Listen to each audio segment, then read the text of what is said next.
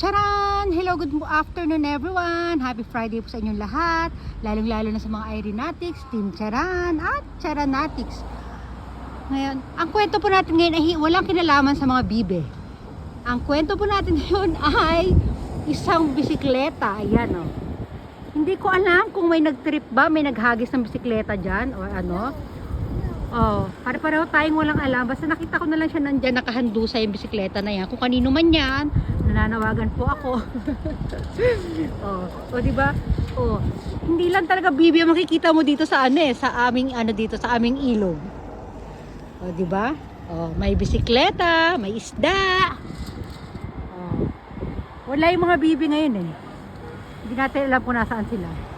Oh, yun lang, pinakita ko lang po. Oh, paalam na po tayo. Bye! Kung sino man may-ari niyan, ayan, nandito po yan sa sa ilalim ng tulay. O, kunin nyo na po.